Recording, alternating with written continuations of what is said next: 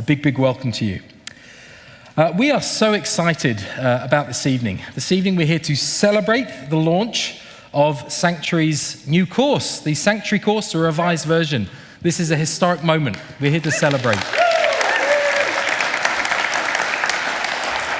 I want to start by thanking our musicians. We had the Bonnie Northgraves trio with Bonnie, Joseph, and Winston, who are playing out in the foyer. Beautiful, thank you so much. And then we had the Sam Rocher trio, Sam, Yotam, and Jeff. And I'm told some of our local audience may recognize Sam because he's a professor at UBC. So there you go. Rock and roll professor. Wonderful. Very, very good. You know, we decided to call tonight's event,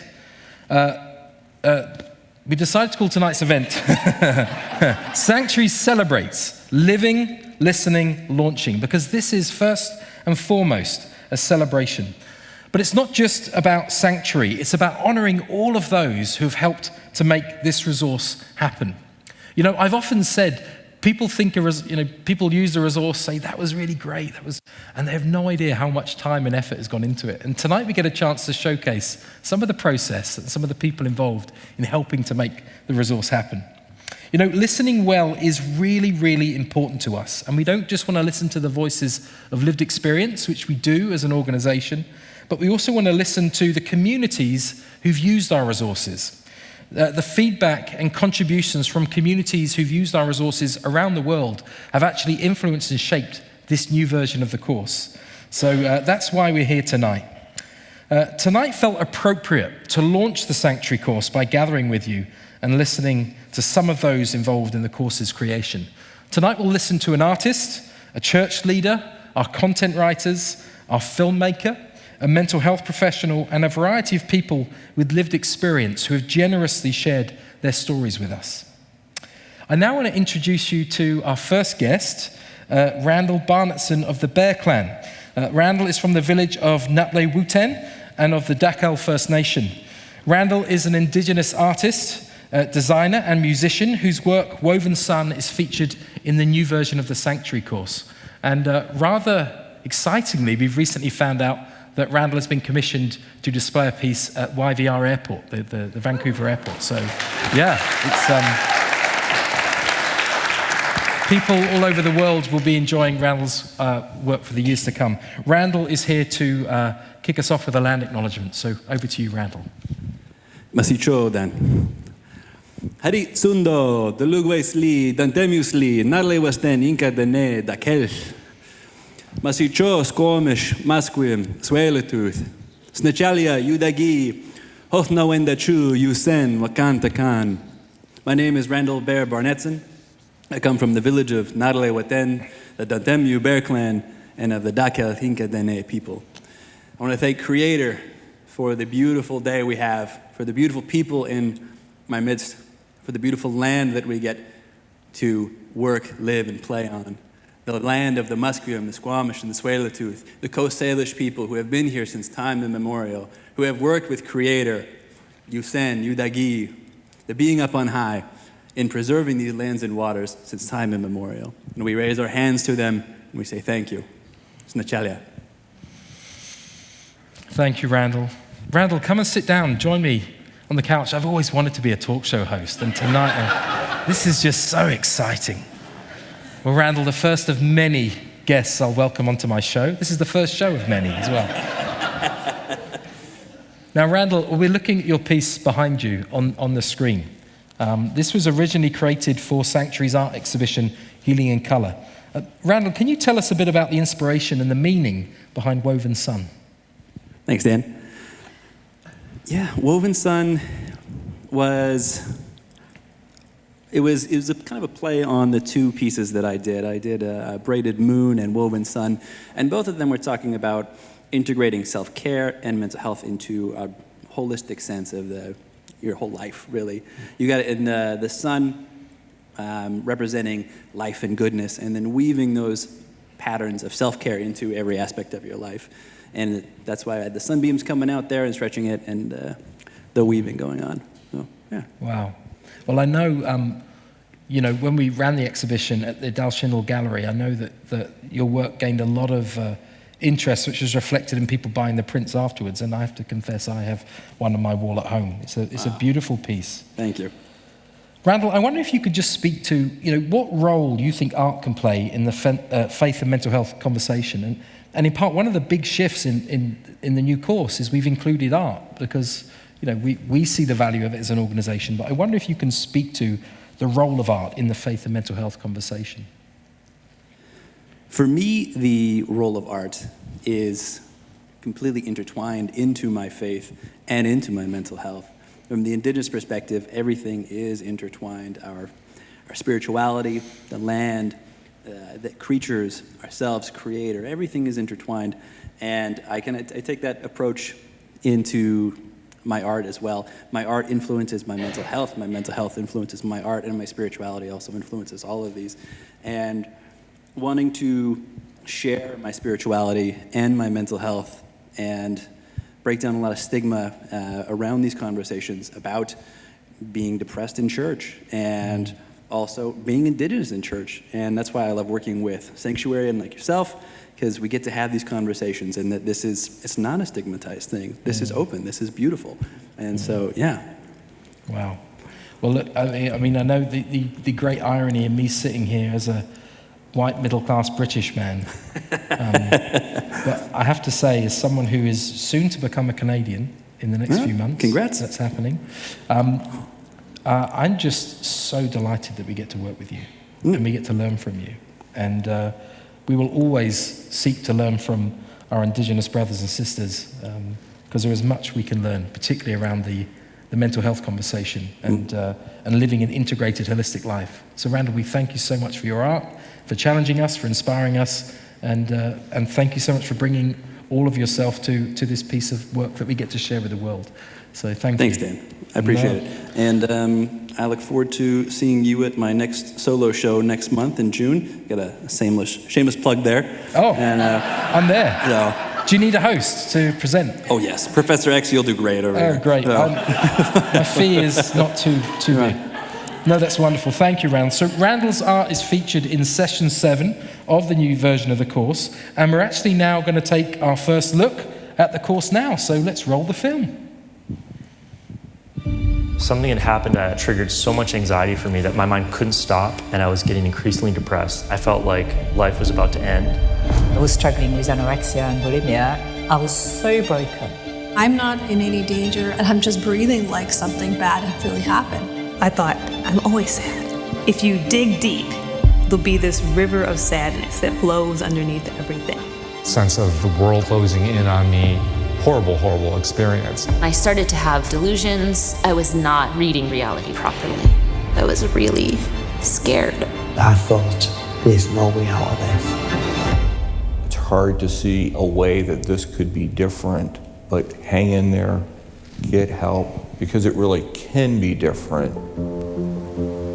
The way I performed or looked externally didn't seem to align with what other people thought depression looked like. They're like, oh, well, you're okay. Oh, well, you're in school. Oh, you're getting A's. You're fine. Culturally, mental health issues is just not recognized in the Asian American experience. There was certainly a kind of a stigma attached to it.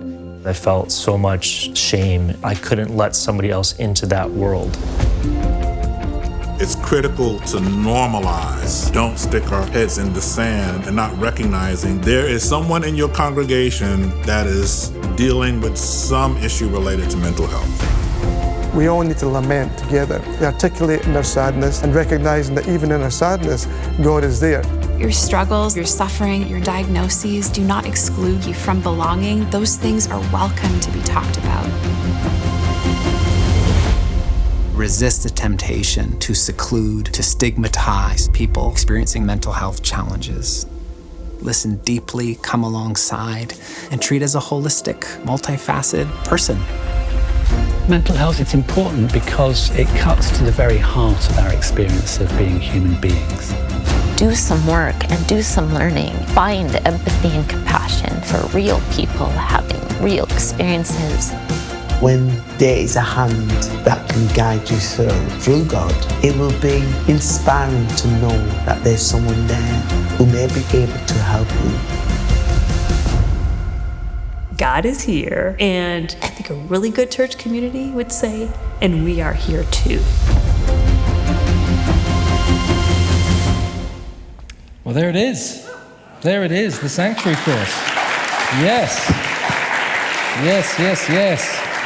I know one of my colleagues, Brianna, who has 4 boys, just had I think Jericho's here this evening, the couple of weeks old, but one of her sons, when he saw our trailer, said, like, that's better than the Spider-Man trailer. So, like, that's about the highest praise we could hope for. So, wonderful, wonderful, wonderful. Okay, we're going to introduce our next guest. Randall, you're going to scooch along. This is true Graham Norton style.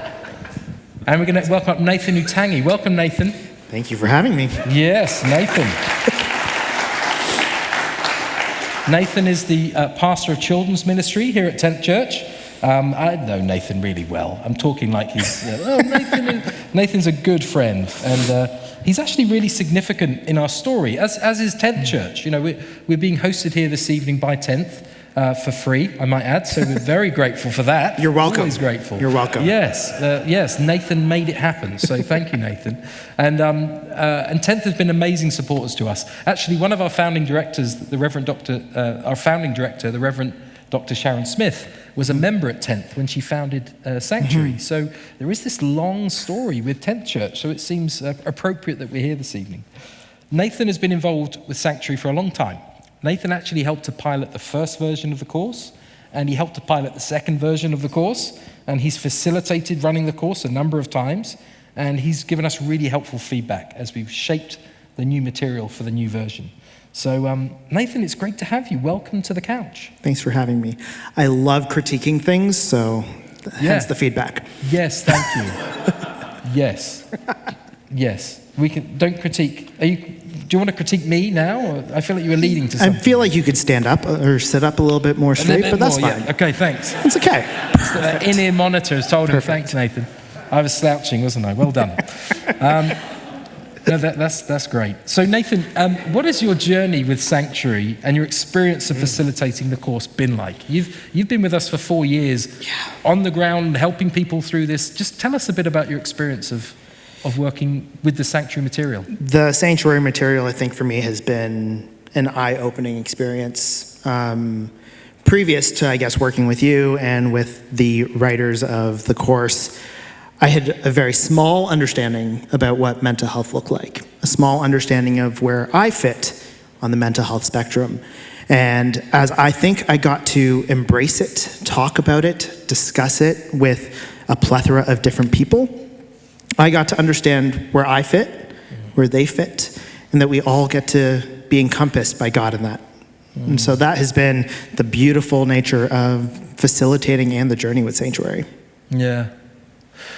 Yes, wonderful. Tell us a bit about your experience of, when you think about the people you've worked with, the impact you've seen on people. Tell us a bit about the impact you've seen on the communities you've worked with the Sanctuary course. Yeah, I think there's a good number of different changes. I recall one family in particular, one couple that joined one of the Sanctuary courses I was with. And when we started, as a facilitator, I like to have people journey through the emotion wheel and just give us verbiage and words to really talk about what we're feeling as we come into this space. And as we started the course, this couple had no idea what these words meant, how it was connected to their emotional space. And as we journeyed through it, after 8 weeks, they got better at it and they started practicing it. They got to see these emotions play out in other people. And they learned actually how to be present with others because of that. They were aware of themselves, of what was going on inside, and then they got to be with others. And now, after a year and a half of having them do that, they're still coming to me saying, we're still using that emotions wheel. We're still learning, we're still growing. And I think that's where the Sanctuary course and the experience of it really allows us to step into a new way of living, a new way of life. Yeah, I think I'm so pleased to hear you say that, because the amount of people, very often we'd get people they'd say to me, we do mental health and faith, and they say, oh yeah, I have an uncle who has depression, or I have a friend who has anxiety. And then people do the course and they realize in the midst of doing the course, like, oh no, this isn't about my uncle or my friend, this is about me. This is about my mental health, and this is about my journey. And I'm just so pleased to hear that that's been your experience, because that's why we do it. You did it. And even just the video, I'm like, story after story after story, right? Like, everyone's story matters here, and we get to hear it. So the more we get to sit with them, to be with them, to journey with them in those very simple, tangible ways, I think allows for this beautiful nature of healing, of processing, of embracing the idea of mental health, and how faith gets to journey with us in that. Well, thank you, Nathan. We really do appreciate all your support and just for being a great advocate for our work. We're just so grateful. So thank you. Thank you. Okay, well, we're going to watch another film. And this film is Cheryl Bair's film. Some of you will know Reverend Dr. Cheryl Bair, who works in the downtown east side. We're going to share a clip from one of the new course films that reflects on the importance of community, and it features Cheryl's story. Cheryl is from the village of Nutley Wuten, is the director of community ministry at First United Church. She's a sanctuary advisor, and she's also Randall's mother. So there you go. And Cheryl also lives with anxiety. So this is Cheryl's story. Let's roll the film.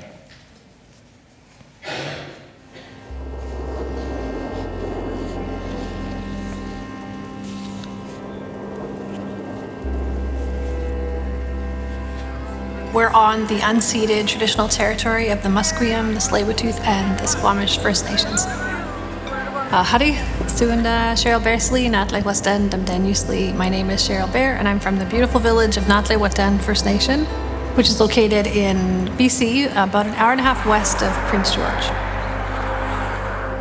I had an uncle who passed away when I was 5. My Uncle Norman, it was a very traumatic death. After my Uncle Norman's death, I would wake up in the middle of the night, or I couldn't sleep, and so I'd go sit by my parents' bedroom door and I would listen to them breathing. And my dad, he had maybe a slight sleep apnea, so he would like be breathing and then he would stop, and then I would be like frozen. And then my dad starts breathing again, and then I start crying and bawling. I think that kind of trauma just sort of like, it sticks, right?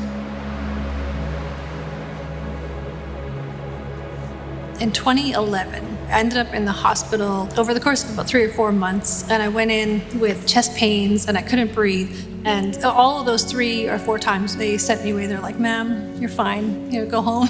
And I was like, no, I don't understand, like I'm dying, like there's something so wrong. And finally, I think on the last visit, the emergency room doctor said, I think you should see your GP and just talk about anxiety. So I go to my GP and I filled out this test. He's like, yeah, you have anxiety, like high anxiety. I thought, I want to lean into healing as much as I possibly can. I reached out and I found a really great Indigenous counselor. Counseling, it might have saved me. It was so helpful to me, those couple of years of learning about all of this. My day job is working as the Director of Community Ministry at First United Church. It's on the downtown east side of Vancouver, which is known as the poorest neighborhood in Canada. It really is a very tight-knit community. There's a lot of brokenness, there's a lot of addiction here. There's a vulnerability and there's an honesty. So nobody, walks around acting like, I've got it all together and I know exactly what I'm doing. And it's helped me to also be that vulnerable about these things. I love doing things organically and letting relationships grow and just trying to be a healing presence to folks. And some of the best friendships of my life have come out of working with folks on the downtown east side. My dream is to have just a low barrier space where people could come in and just get spiritual care and have a spiritually safe place and just feel loved by God.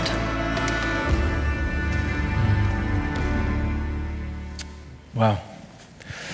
I still gets me every time. I'm just so proud of the fact that we're not only sharing amazing stories like Cheryl's, but we're also getting to showcase this amazing city, and also to be honest and open about some of the challenges that are faced in this city. I just think there's something incredibly powerful about the fact that we get to do that. So we're very, very grateful. On behalf of Cheryl, we're very grateful to Cheryl for the story.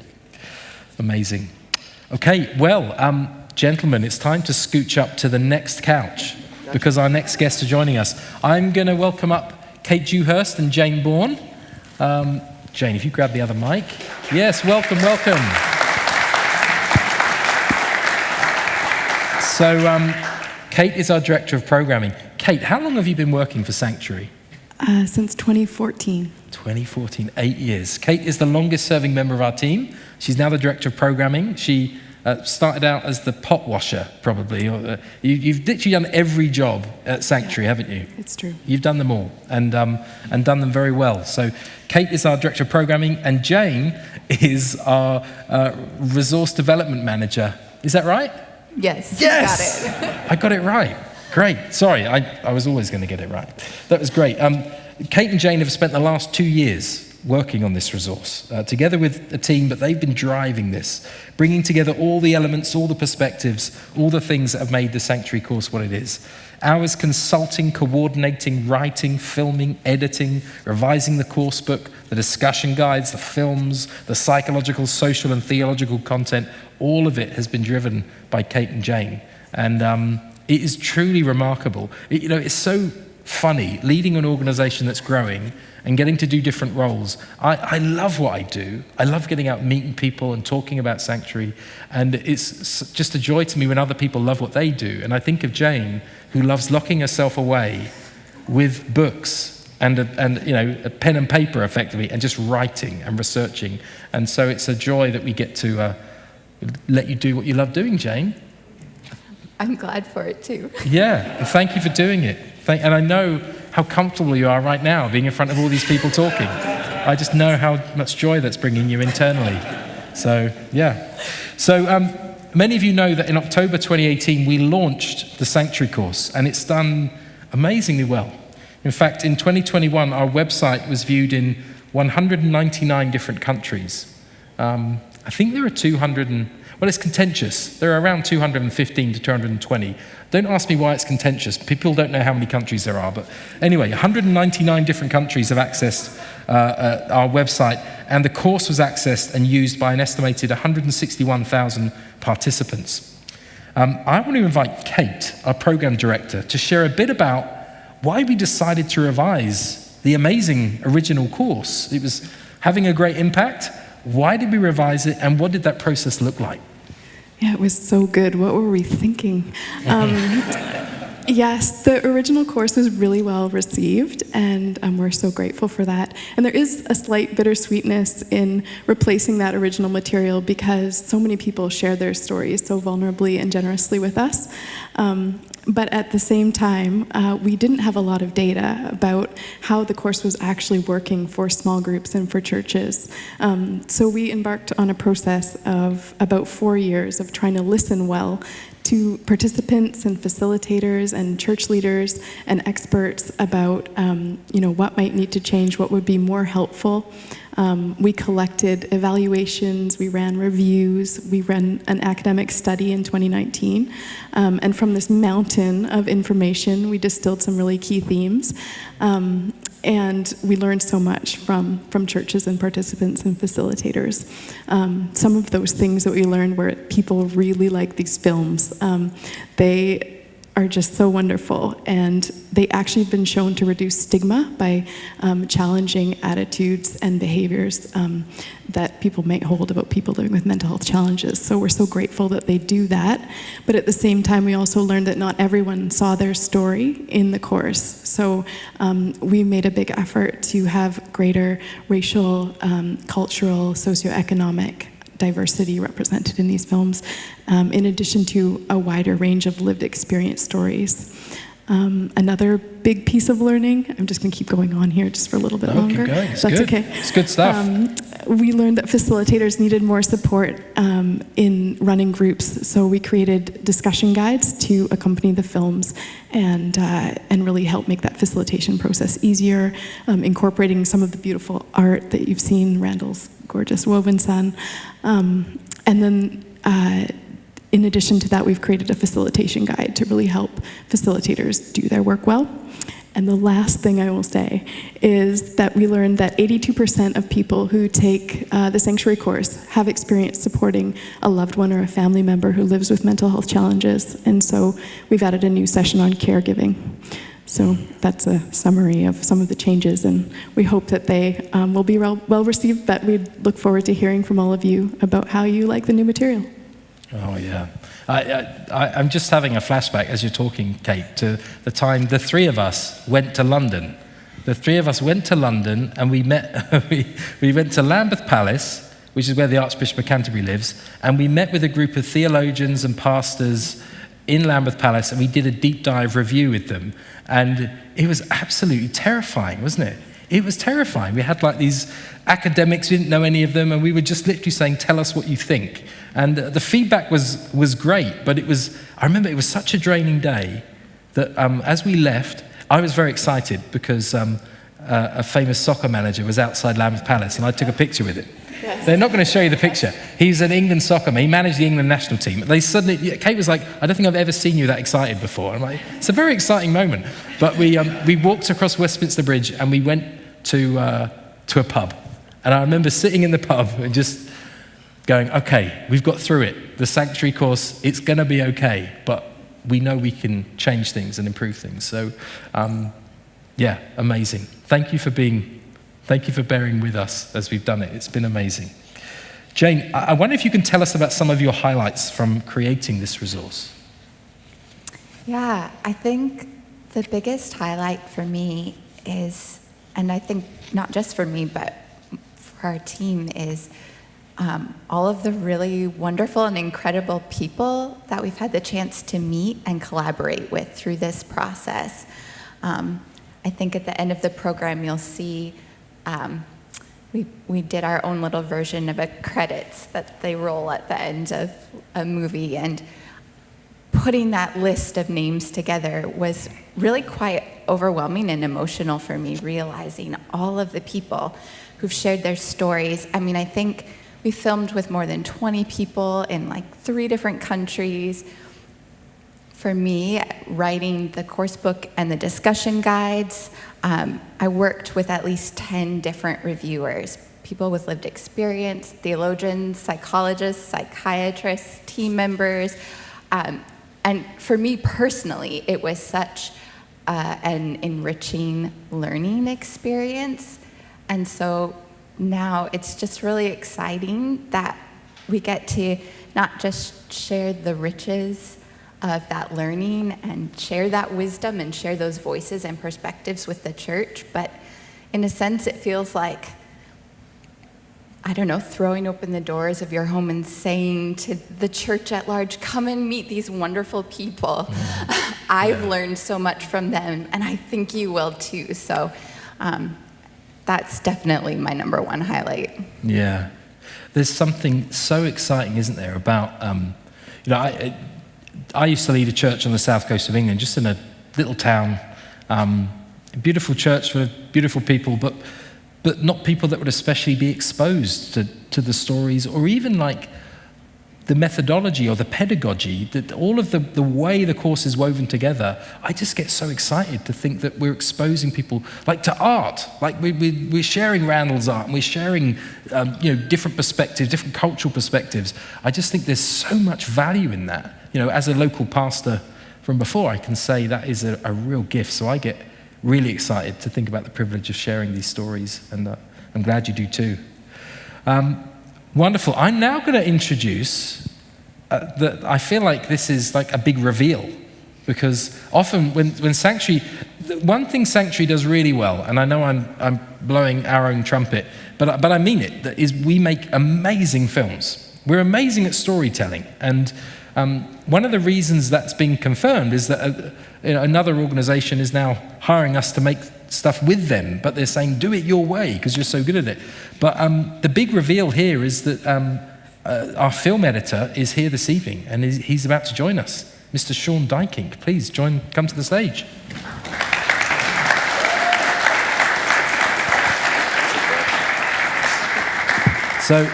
So Sean has flown in from Edmonton to be here. He really has, just to be here. And maybe see friends and family as well. And go golfing. Yeah, and go golfing. So Sean lived in Vancouver. I met Sean pretty much about 4 years ago. Sean was filming me for a piece for Regent College, one of our partner organizations. We do a certificate in mental health and spirituality with them, so just to point that out, you can sign up for that. But I met Sean, so they were filming with me, and it was a last minute thing. I think I was seen the day before, and someone dropped out and they said, will you film? And I filmed. I don't think anyone ever saw the film. I found it the other day and shared it with everyone, and they're like, oh, we've never seen this. But Sean and Greg filmed with me, and afterwards Sean said, can I get coffee with you? I'd love to talk to you about Sanctuary. And at the time, I had a vague sense that we needed to create the Sanctuary course, that we needed to create something that anyone, anywhere could access and use. The challenge I had was, how do you create a course when you have no money and you don't know anyone? So that was the $1 million question that kept me awake at night. But actually, through an amazing set of circumstances, I actually met Jane, who is a very good writer. And Jane, in the course, is credited as the author. She is the author of the Sanctuary course. So, I mean, a lot of people have contributed, but make no mistake, Jane has driven that and written this. So, amazing. Yeah. And that in itself, given that I've got a few minutes extra, because I'm ahead of time, because that's how good I am at this job. There's a funny story behind that, Jane, because Jane, I used to sit in exegesis with Jane. Exegesis was not my favorite class, nor was it my strong point. But Jane was in exegesis, and I always used to try and sit near Jane because I wanted to be in her small group because she was very smart. And so anyway, going forward 6 months, I got a call from Jane one day, or an email, and she said, I spoke to Sharon Smith and I said I want to volunteer with an organization, and she suggested Sanctuary, and are you the guy that used to sit next to me in exegesis? I'm like, yes, I am. And at the time, we were looking for a writer, and I said to Jane, well, what are your skills? And I know she's smart, I know she can work it out, but she said, well, I write educational resources. I'm like, yeah, that's kind of handy right now. So we quickly snapped Jane up. I needed a writer, and then we needed a filmmaker. And Sean reached out to me, and Sean shared some of his own lived experience and said, I am completely committed to this. And Sean did, no one knows this, but I'm going to say it. Sean basically said, I will make this film for you, and I'll do it. You know, whether you can pay me or not, I'll do it. And we were able to pay you. But for the first 6 months, we didn't know if we could. So it was a great joy to me to be able to pay this man. And Sean has worked with us ever since. He's an amazing man, very, very talented. And he's here now. Sean, welcome. Thanks for having me. Thanks for paying me. Oh, no, not at all. So Sean, you edited the original course. You edited the Catholic course, and you've now done the second version of the course. We're so thrilled that you're here. Sean, I wonder, for you as a filmmaker, what does it mean for you to share these stories with the world? Wow, it means a lot, obviously. Yeah, I mean, I have my own lived experience as well, as you've mentioned. So to be able to do something that you love and get paid and change people, change the world, essentially, is amazing. So why wouldn't you want to do that? It's great. Yeah. You know, Sean, I'm so fascinated in the process. I think we have a unique editing process at Sanctuary. Chaotic, unique editing process. But it gets such good results, honestly. Tell us a bit about the process. What's that been like for you, Sean? I'm just interested. All right, let's add on an hour of time. Yeah. Well, I mean, the process is huge, and it's gotten bigger with the more people that have been involved. So more cooks in the kitchen, and you know, we're trying to figure all that out still. But I guess if one thing that I can share personally of my own process is that, and I teach this as well, is that story and the purpose of that story is the most important thing.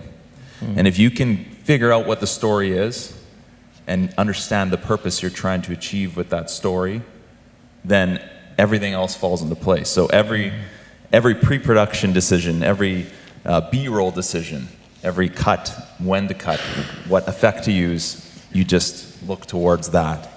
Or at least that's what I do. So, yeah, I like to say story is your guide.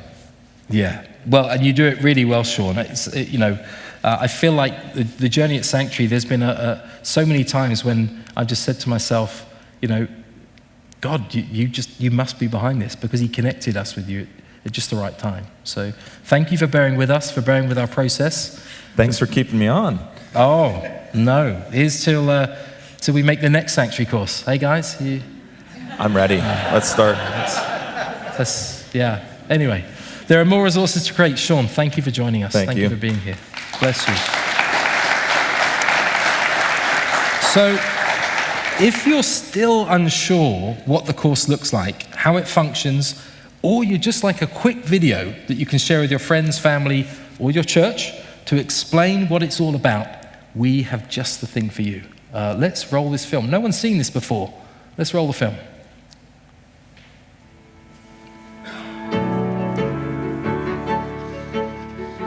The conversation about mental health is big. 1 in 4 people will be affected by a mental health challenge at some point. People often turn to the church first for help. Many even reach out to church leaders before they talk to mental health professionals. So what does it look like for the church to care well for those of us experiencing mental health challenges?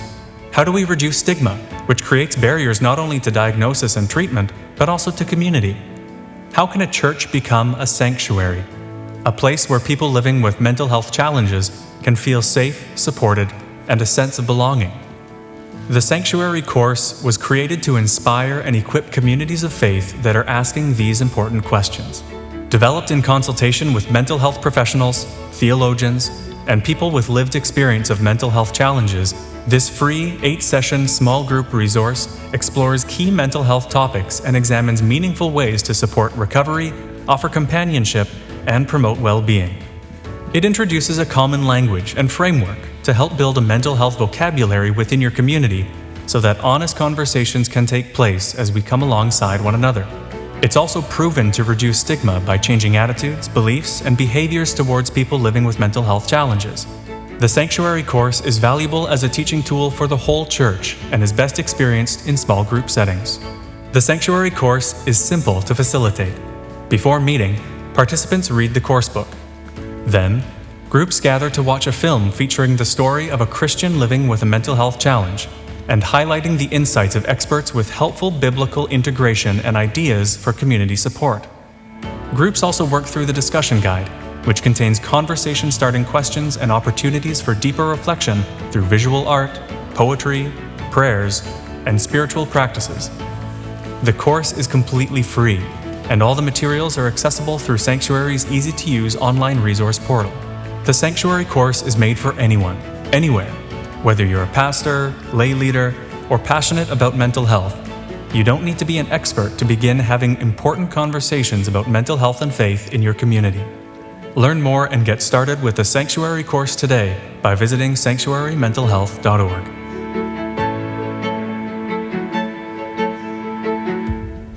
Well, there you go. That video will be available on our website, and you can share it on social media. So please share it. Share it with the world. Wonderful. Now it's time to scoot. So along, not away. Just scoot along. Great. I'm going to introduce our next guest, Matt Martin. Come on, Matt.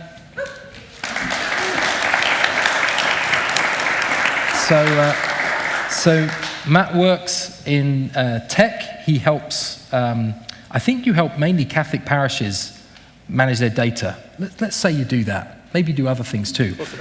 Close enough. I don't even know what my own staff do, so I don't even remember their job titles. But there we go. Matt does that. Matt is a Regent grad. He lives in Richmond, and you're engaged, aren't you? Yeah. Congratulations. Oh, she's here. Oh, wonderful. Matt features in our first film of the Sanctuary course. Matt, I acknowledge, obviously sharing your story can be a very vulnerable experience. It takes a lot of courage. And in your film, you mentioned the first time you shared your story with someone, and it was your pastor. I wonder if you could share a bit of what that experience was like. It was a while ago, not a time of my life that I love remembering. It was, I think that day was the first time that I had a panic attack. And I recall driving around town and just feeling like my life was ending, not for any objective reason, but in panic. And out of the blue, a friend calls me who I'd gone to university with, and he had struggled with depression. And he had told me about it. And I didn't tell him a whole lot about what was going on, but he just said, you know what, now's not a good time to be alone. I think you should try and be with somebody. And the only person that I thought was safe enough for me to start sharing about what was going on was a pastor that I knew at church. So I called him up, he didn't pick up.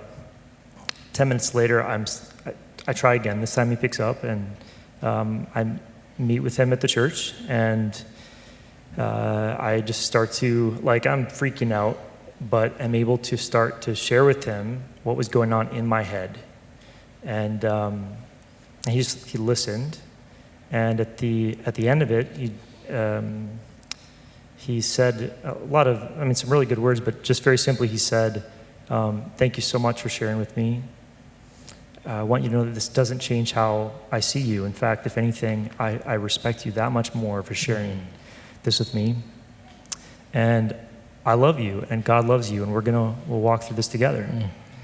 And that was a first kind of a pinprick into the fear and the shame that I've been carrying. Obviously, it didn't make everything go away, but it was the start of letting somebody into what was going on in my head and heart and body. Wow.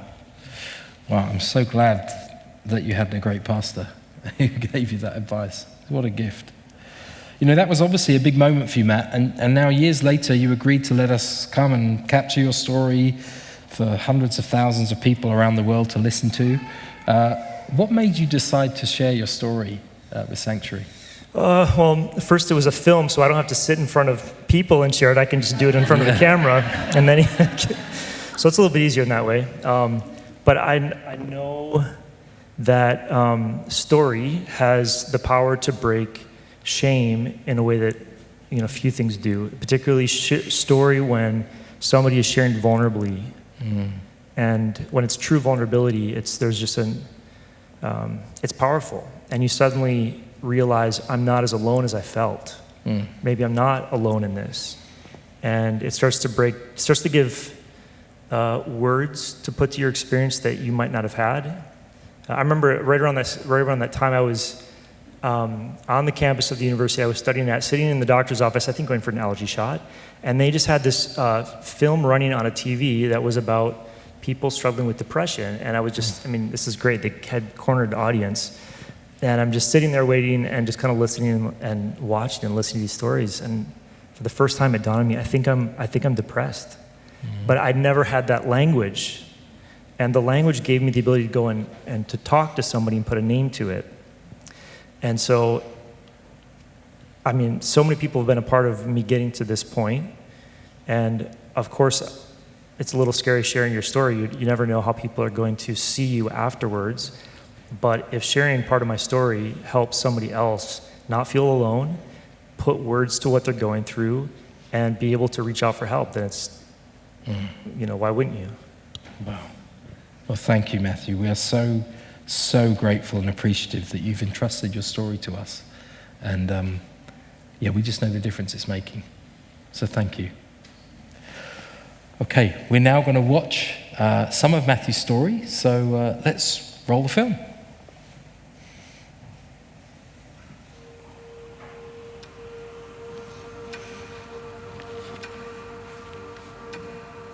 I first remember feeling extreme anxiety back in junior high school, which was largely the result of a lot of teasing and bullying. And so going to school, I was constantly on high alert.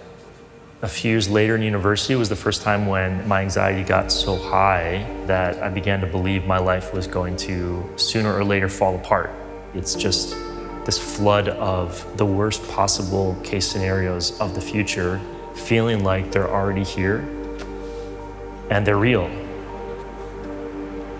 But it wasn't until recently a number of things changed at work that increased my stress so much that I remember one day I was in my office and it was like my brain was just going like crazy. Your mind's eye is just spinning out of control, and my brain just said enough.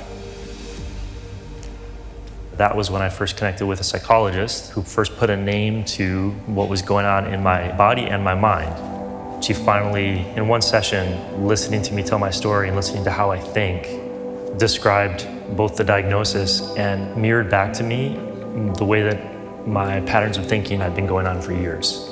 It was huge. It was both scary, but I think much more than that, a relief, because somebody didn't just understand. They were describing the way that I have always thought in language I could have never come up with. I could have never put words to it like she did. There's an explanation for it, and there's actually a path to learning how to not let this ruin your life. I have generalized anxiety disorder, and I also struggle with something called obsessional OCD, which is a lot of obsessional thinking without the compulsive behaviors that go along with it.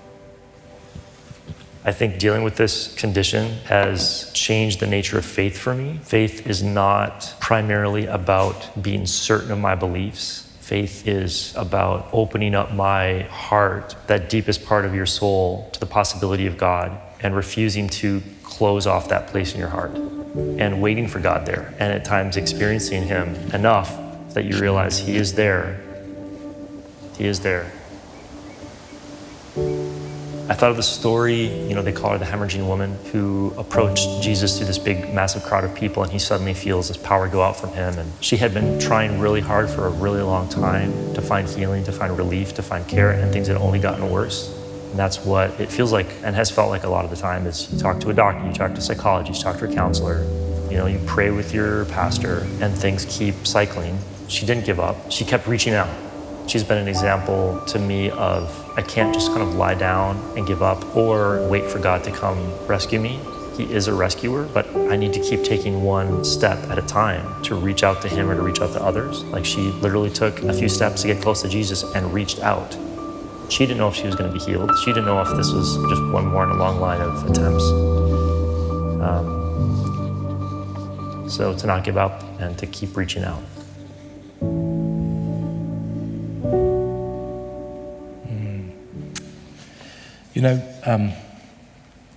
Matt, as a team, we're going through the Sanctuary course together, and yours was the first film.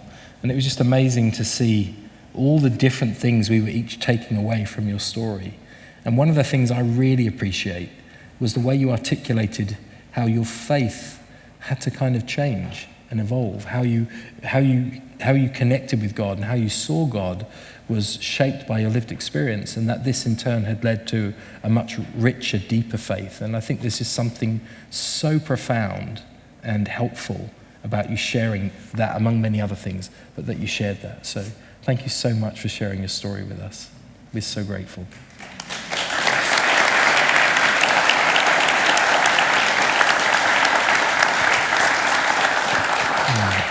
Okay, well, I now need to introduce, it's time to scooch along. It's now time to introduce our final guest for the evening. Sanctuary not only works with lived experience stories, we also feature insights of theologians and mental health professionals. And I'm joined by a podcaster, a author, counseling psychologist, I should mention that, counseling psychologist, a speaker, but more than all of those things, a mother, little Audrey, but more than all of those things, Hilary McBride is Sanctuary's first ambassador. And even more than all of that, she's a wonderful person and a good friend, and we value her deeply. Hilary, thank you for joining us. Thank you so much for having me. Thank you. You paused at the end there, and I saw flash in front of my mind all of the stories that you could have told in that moment that would have incriminated me. I know. You know lots about my life. We've lived through many things together, and you were so gracious to say what you did. It's the kind of guy I am. That's right. There's still time though. Okay, yes. There's a few minutes ahead of us. Hilary, I think I've known you since 2017. I remember someone who used to work in the office space that we used to work in, probably 4 or 5 times said, I've heard this podcast with this person called Hilary McBride, and you should talk with her. And after the 4th or 5th time, I guess at the time I didn't have anyone else to talk to. I'm like, oh, I should contact this person, Hilary McBride. So we met in Buku Bakery on Fur, right? Is that right? We did, yeah. It was memorable. It was memorable. It was memorable, yes. And you could finally tell that person they didn't have to keep asking you if you had heard of me, because we'd finally met. We finally met, and it was a wonderful, amazing decision and experience. And I think a year after that, I invited you to become Sanctuary's first ambassador, and you said yes, and we're very, very grateful. What is it about Sanctuary that made you agree to become our ambassador, Hilary?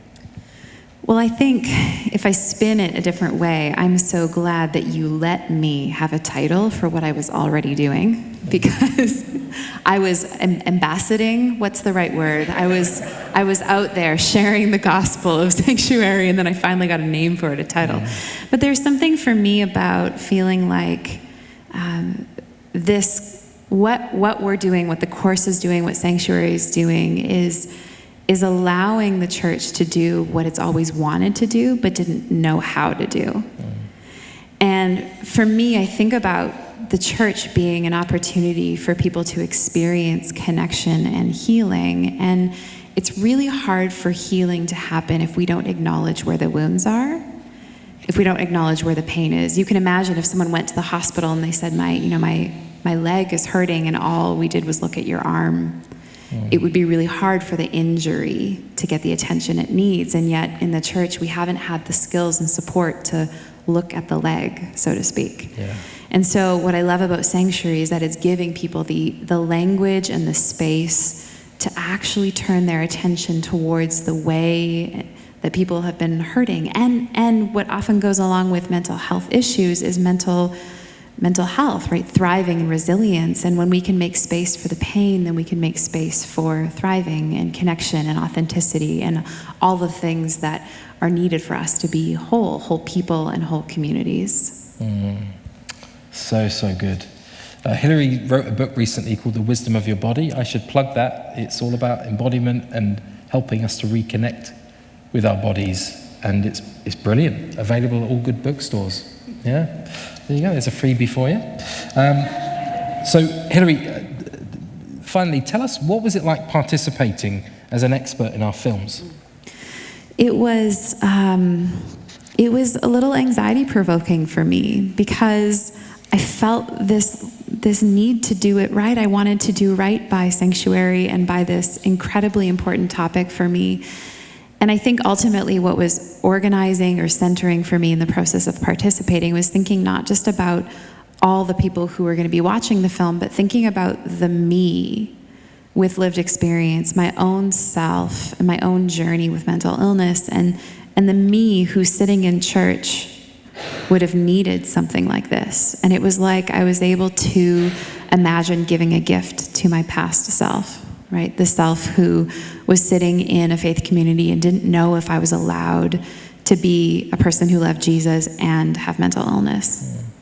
And so there was something really, really redeeming, perhaps, in a way, to be a part of a resource that I knew that I would have needed at one point in my life. And in that way, it felt like it closed a piece of my story, or it created some opportunity for me to feel like I could give myself what I needed in giving someone else what they needed too.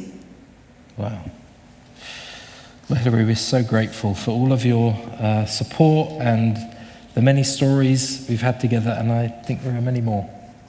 I look forward to them, including the third course book. I can't wait to be here, celebrate. I'm just joking. Starts tomorrow. That's right. Yeah, tomorrow first thing. We'll start working on it. No, thank you, Hilary. You know, if you enjoyed hearing Hilary share just then, the good news is you'll probably enjoy the audiobook version of the course, because Hilary has narrated the audiobook. So you can listen to Hilary's therapeutic tones, sharing the Sanctuary course with you. So I highly recommend it. So we're now going to watch our last story film before we bring the evening to a close. And this is a film that back in 2020 in February, just before we knew about a global pandemic around the corner, I was in the northeast of England and I had the distinct privilege. I always say when we film a person's lived experience story, it's like treading on holy ground, because you're invited into places that maybe people haven't before, and it's a profound privilege. And I had this experience in the northeast of England with this lady called Simone, who is a woman who lives with schizophrenia, and it was like she took me to church and she preached for an hour, and I was a convert to what she was saying. The wisdom, it was just a profound experience, and I know we're all thrilled, as we are with every story, but we're so thrilled that we get to share Simone's story. So this is Simone's story. Let's roll the film.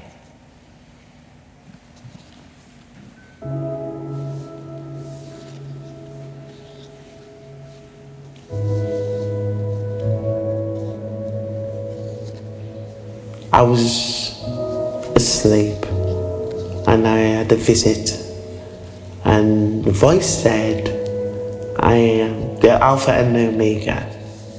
And this man, very genteel, very striking eyes, very soft, very comforting manner, goes round this campfire and sat down, and he turned round to me and he said, why do you try to use big words? And I said, I don't mean to use big words. I don't understand big words. People don't listen to me. He said, what do you mean? And I said, I find it very hard to put my point across on paper, let alone in speaking to somebody. He went, you'll be heard. He said, try to be yourself and be honest with yourself and true. You won't remember everything what I say to you. We got up and he was walking away, and as he was waving, and I went, oh my gosh, I know who you are. I went, you're Jesus. And he waved and he went like that as he was walking away. And I thought, I've just been visited by Jesus. I've been visited by his angels. I've been visited by God himself, living with schizophrenia, and knowing that God is by your side is a positive aspect. He may not answer you as an immediate solution, but the end result can be more rewarding than what you can ever anticipate. It's taken me to here, so I'm going to be heard. So Jesus was right.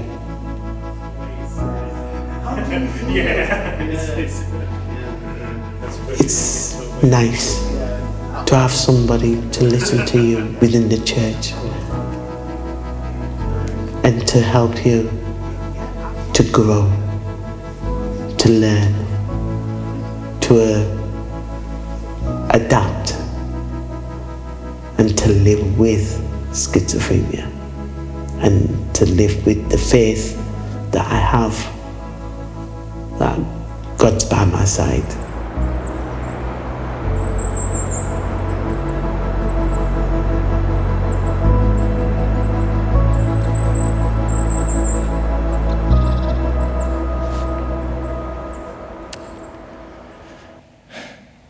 You know, as we planned this event, it was really important to our team to thank and honor the people who have made all of this happen.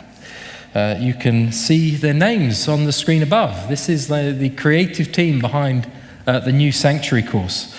So I wonder if just for a moment in this room, and if you're joining us virtually, you can do it where you are. Obviously, so many people have contributed, but I'd like to invite you to stand up if you served as a reviewer or editor for the course book, the discussion guides, the films or audiobook, if you were involved in designing the course, if you contributed art or a written prayer, if you were interviewed for the films, if you piloted the course, if you participate in our study, if you facilitated the course, or if you've ever gone through the course, could you stand to your feet? All of you have to stand up for a start. I'll stand up as well. We just want to offer our sincere thanks to all of you for your support and help. Thank you.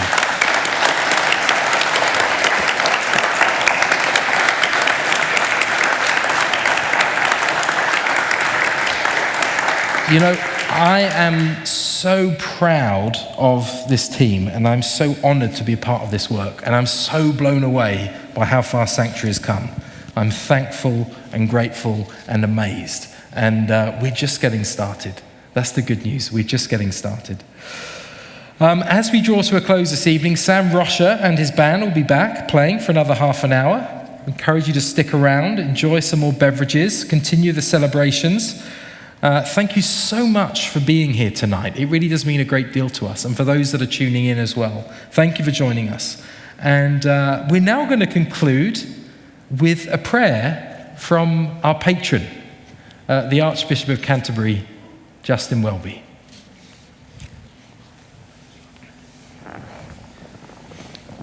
My name is Justin, and I live here at Lambeth Palace. Welcome to our home. I'd like to pray for you as you take part in this meeting.